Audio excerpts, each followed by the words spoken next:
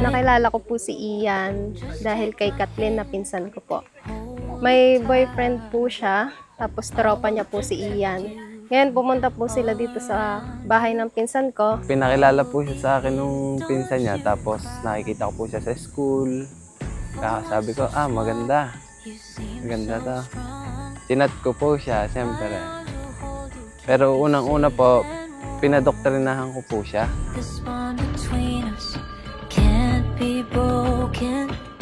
I will be here, don't you cry, 'cause you'll be in my heart. Yes, you'll be in my heart. Si Ian po ay mabait, minsan masipag, minsan tamad, tsaka maintindihin po, tsaka maalaga. Kahit nagagalit ako, hindi siya napatol. Nakita ko po sa kanya yung hinahanap ko sa isang babae na karapat-dapat po bilang maging asawa.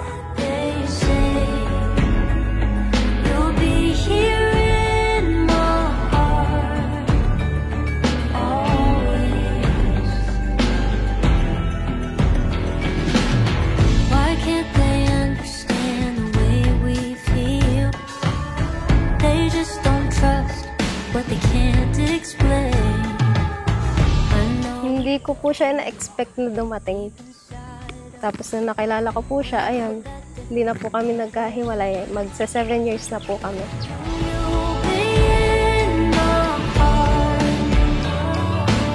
Mga lalaki, ibigin ninyo ang inyong asawa gaya ng pag-ibig ni Kristo sa iglesia. Inihandog niya ang kanyang buhay para rito. Bukod dito, ang lalaki ay pinapananagot din na siya ay magkaroon ng pamumuno sa kanyang asawa, sapagkat ayon kay Apostol Pablo, ang lalaki ay pangulo ng kanyang asawa, gaya naman ni Kristo na pangulo ng iglesia, na siya rin ang tagapagligtas ng katawan.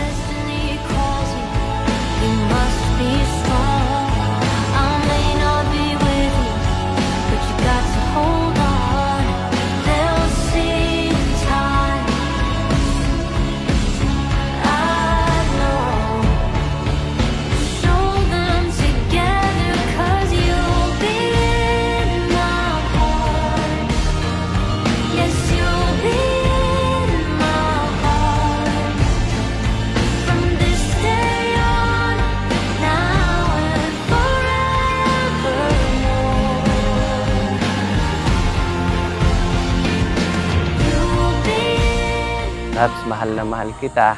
Ang maipapangako ko lang sa iyo ay sasamahan kita sa hirap at ginhawa. Hindi kita pababayaan. Nagpapasalamat ako ng marami dahil nakilala kita.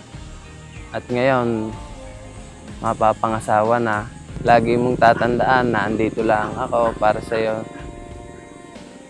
Hindi kita pababayaan, Labs. Promise.